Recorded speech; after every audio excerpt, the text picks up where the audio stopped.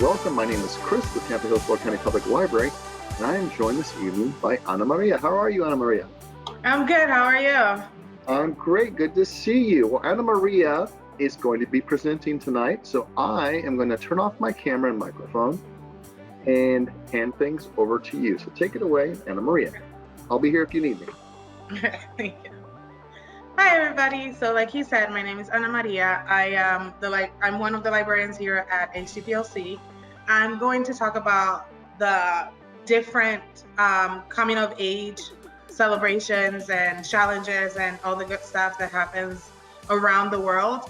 I'm only going to go over about 6 or 7 since it is a shorter thing. Whatever question you guys have, please let us know. I'm also going to turn off my webcam and we'll look at the slides. Okay. So, like I kind of mentioned, in cultures around the world, important events are marked with special customs and ceremonies.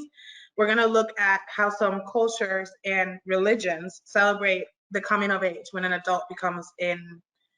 child becomes an adult. Some are going to be challenges, but we're going to start with, well, this doesn't want to move. Let's see. There you go. We're going to start with celebrations. The very first one I want to talk about was quinceañeros. This one's technically both a religious and social event. I had one myself, actually. And so to me, it falls more into a celebration. So a quinceañera, quince meaning 15, is it emphasizes the importance of like family and society, but it recognizes the lady's entry into womanhood by officially granting her permission to use makeup, wear heels, and perhaps even date. It's celebrated in Mexico, in Latin America, and the Caribbean, as well as in Latino communities in the United States and elsewhere. The tradition begins with a Catholic Mass where the girl renews her baptismal vows and solidifies her commitment to her family and the faith. She wears a beautiful ball gown and a tiara to show that she's a princess, a daughter of God. So immediately after the Mass, there's a party where the friends and family eat and dance. Dancing is a huge part of this celebration. And you also have some symbolic actions that indicate the girl's readiness to womanhood, such as the placement of heeled shoes on her feet by her father. We wear flats until that moment, and then your father puts on new heels for you. And you also present a doll to a younger sister to show that the celebrant is giving up her childhood.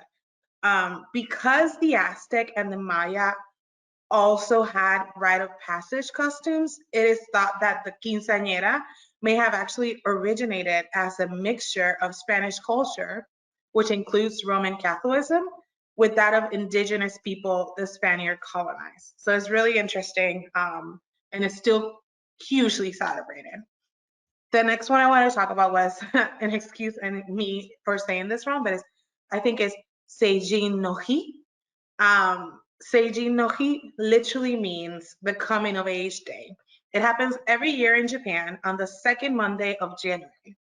This day is a national holiday to celebrate everybody who reached 20th birthday the year before.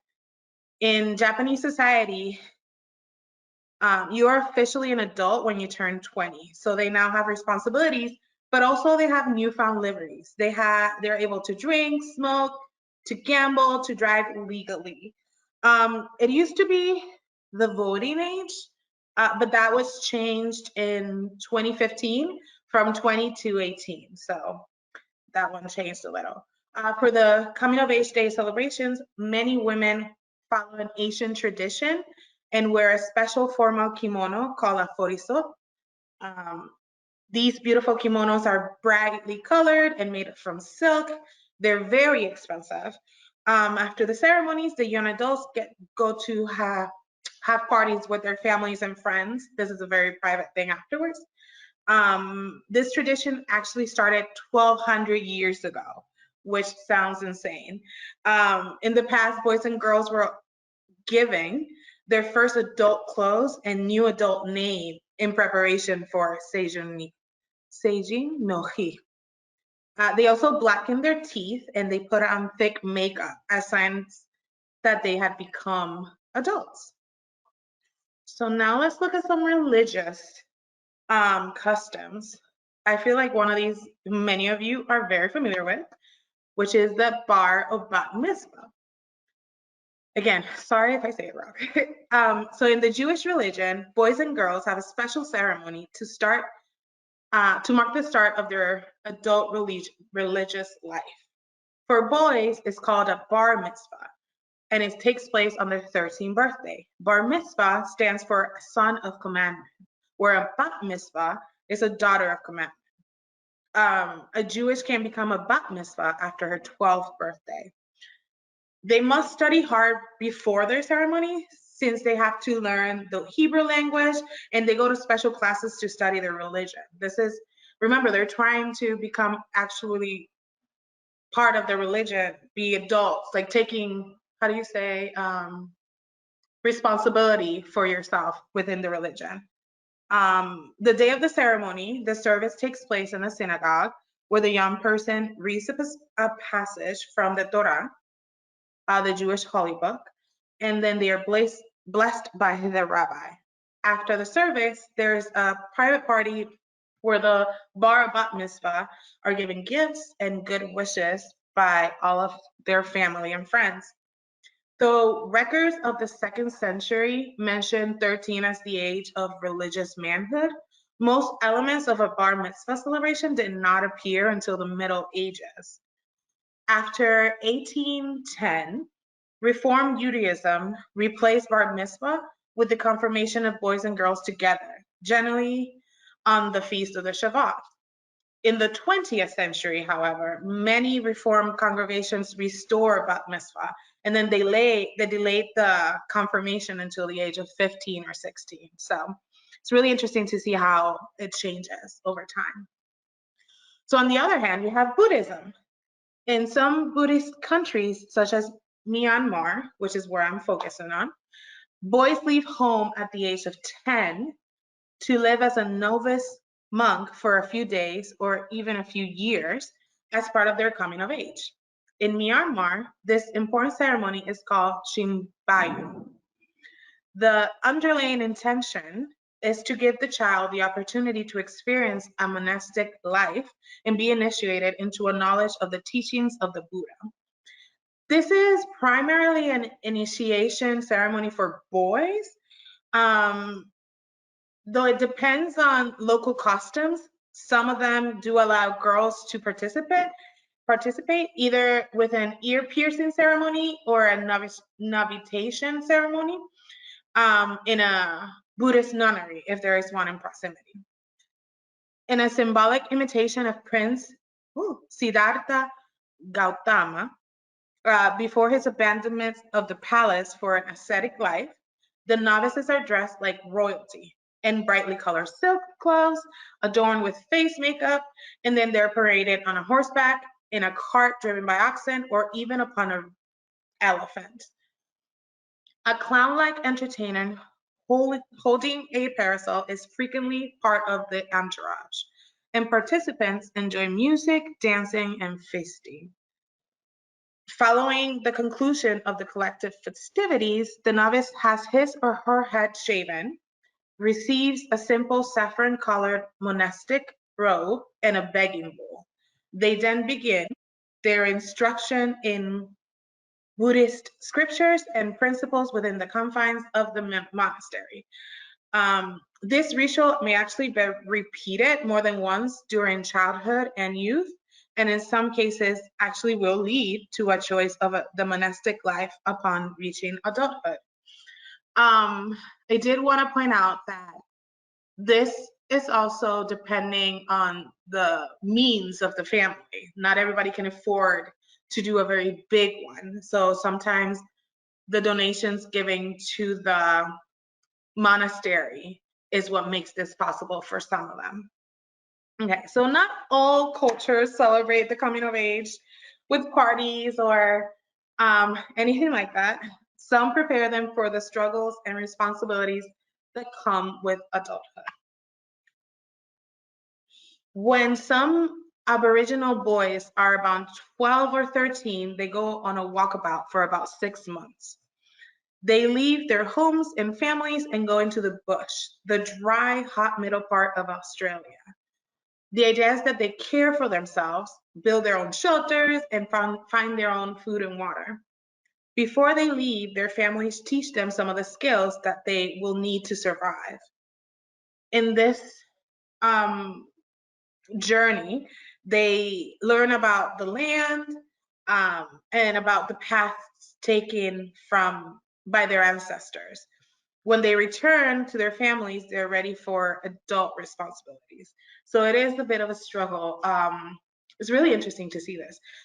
The Vanuatus, on the other hand, a little crazy. They're risk takers, not crazy.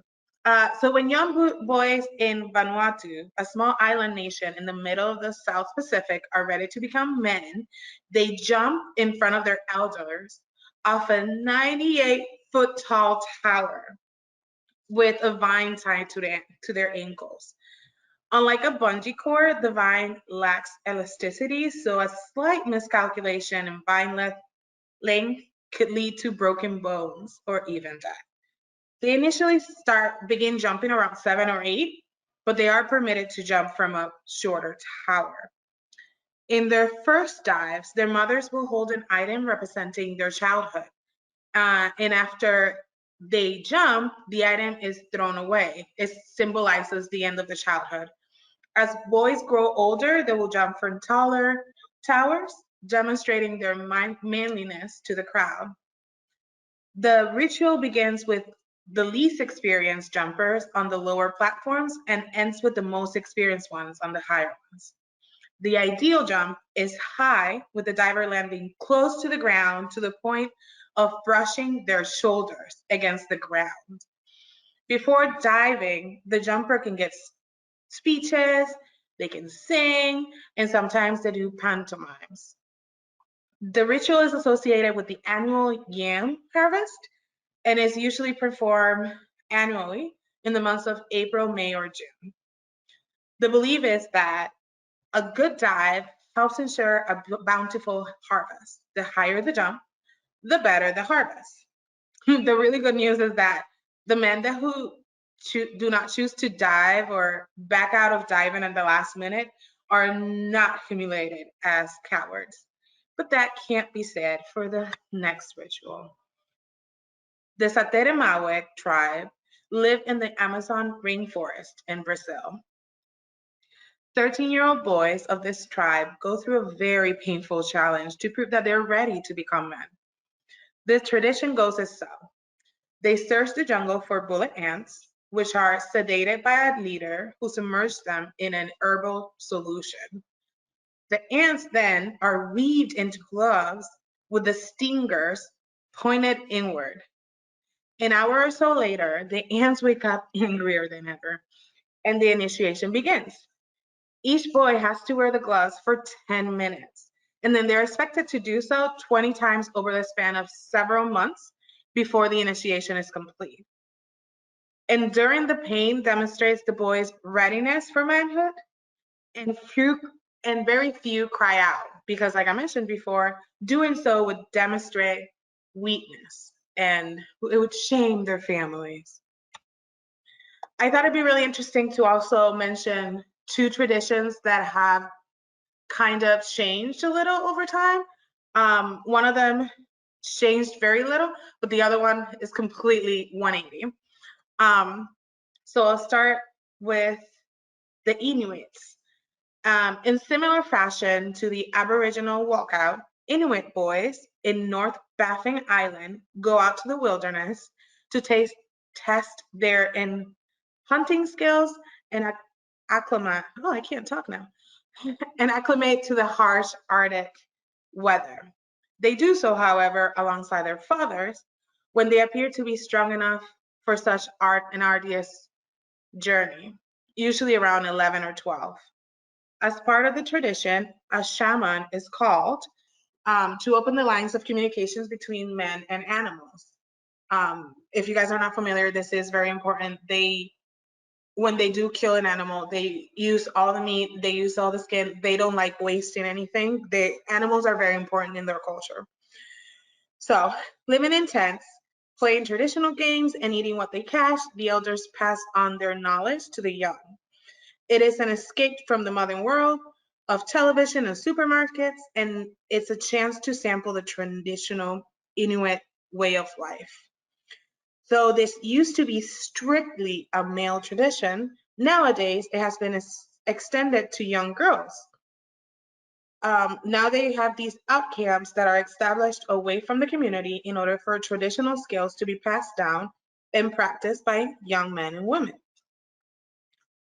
Uh, the Maasai of Kenya and Tanzania have several rites of passage that carry boys into manhood. In the most popular and traditional one, young men of the tribe would hunt and kill a lion. This had been a long time tradition, centuries before the world's lion population was on the brink of extinction. So the Maasai Olympic Games began as a conservation-focused alternative to this event. In 2012, Maasai elders from the Amboseli, Chiulu, and Savo regions pioneered the Maasai Olympics to redirect the lion hunting tradition toward wildlife and habitat conservation. The event became a resounding success, and now men and women gather on the plains of Mount Kilimanjaro to compete in events that showcase athletic endurance, skill, and strategy, including trek, spear throwing, and the traditional Maasai high jump. This biannual event is the culmination of 2 years of smaller regional gatherings. It has become an important event in the Kenyan social calendar with colorful decorations, dancing, and a general festivity, making this a showcase for Maasai culture in transition. Young competitors, both men and women, compete for money, medals, student scholarship, and a grand prize, which actually included recently a trip to participate in the New York Marathon, which I thought that was really cool. If you guys wanted to learn more about these coming of age traditions or more, you can check out these e-resources, the Gale Power Search, incredible, and Hoopla has ebooks actually that go over some of these specific ones or other ones um, that I didn't get to mention. But yeah. All right. So we'll come back on camera here for, we do have, looks like a couple questions came in. Okay. But that was a really interesting presentation, Anna Maria. Yeah. I don't know which is more frightening. I guess if I had to choose, I would probably jump off the vine than have to have the Really? ants bite me. But that, wow, that's really Yeah. intense, intense Yeah. stuff. Let's see. Okay, someone wants to know, uh, if is there any special type of food that people eat at a quinceañero? Like specifically, I can't think of anything. It's honestly low key kind of like a wedding. Like you Yeah. you have your dames and you have a huge cake. It's it's very intense. I can't think of. It's usually traditional food of your culture. So mine Hmm. was very Puerto Rican. Right. But I actually attended one where she was Mexican, and so it was very different to mine. So it's usually connected to your own culture. That makes sense. Yeah, like Yeah. whatever the family traditionally eats when during Yeah. celebrations. Have it there. Yeah. That's great. All right, let's see. Someone commented it's very interesting how that the Japanese tradition has lasted that long. They're saying, wow, that's very interesting. They want to know, are there any coming of age traditions in the United States? I feel like we're missing out. I don't think that. um, well, here is more, a lot of times they're more religious. Like we have the bat mitzvahs, Right. bar mitzvahs. We have confirmations with this, like the Catholic one. They're usually more of a religious thing. I don't think as a Right. culture we have one per se. Mhm. I didn't find one. I was trying to like see something, Yeah. but yeah, it's usually either Well, a religious or a culture one. Because I mean, quinceañeras happen here, so yeah, I was gonna say people bring their traditions into the country, yeah. and you get a nice diverse, array of all that. All right. Well, I think that's it for questions. Again, that was really interesting, Anna Maria. Thank you for presenting this. This is very cool. And of course, this is going to be recorded and posted to our YouTube channel. So if you want to share this with someone else or watch it again, you'll be able to do that. But now I'd just like to let you know that if you want to contact the library, go online at hcplc.org/contact. Also on our website, you can look at our events calendar and find out about in-person and virtual programs like this one that are coming up. All right, well, with that, I'm going to say good night to you all. And thank you, Anna Maria, again for the great program. And I hope you all have a great night. Good night, everybody. Bye.